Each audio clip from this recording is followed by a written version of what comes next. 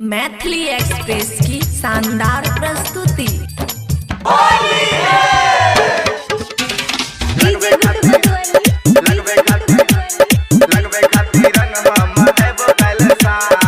नहीं भैया मार तो देख तो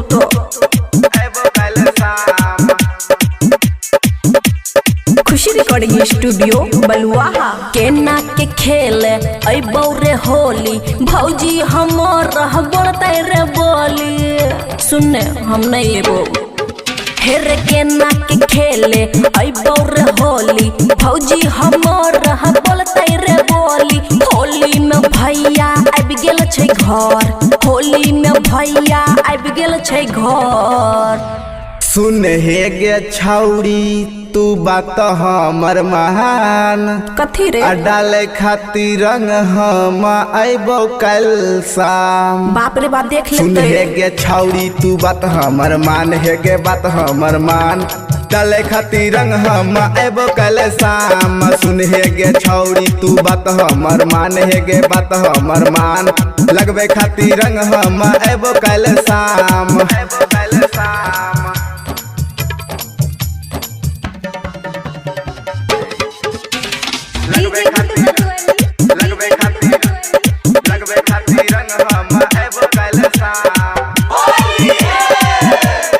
खुशी रिकॉर्डिंग स्टूडियो बलुआहा। एना नहीं बातों के टाल गए रंग बहुत हर दुनु गाल गए। एक गोछी ही गे छौड़ी तू है पूरन का माल गए। कोनो बात नहीं नदगी पट जेतो पटाले। केना के तोरा बताइयो केना के तोरा समझाइयो भैया सब आबि गेल छै घरे ताई कहेले एलियो भोरे। और दोसर छौरी के बना ले रे माल, दोसर छौरी के बना ले रे माल। सुन हे गे छौड़ी की तू बात हमर महान अच्छा डाले खातिर रंग हम अबो कल शाम। सुन हे गे छौड़ी तू बात हमर मान हे गे बात हमर मान डाले खातिर रंग हम अबो कल शाम। सुन हे गे छौड़ी तू बात हमर मान हे गे बात हमर मान लगबे खातिर रंग हम अबो कल शाम।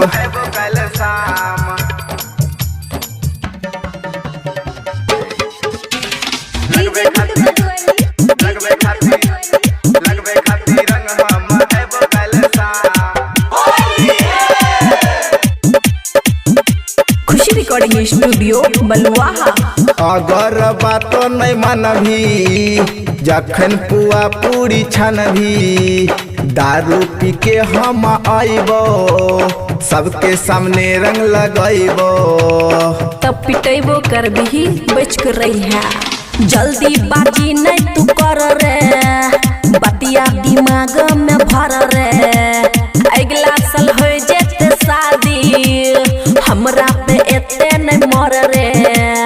कहै छौ खुशी राहुल बात के मान, कहै छौ खुशी राहुल बात के मान।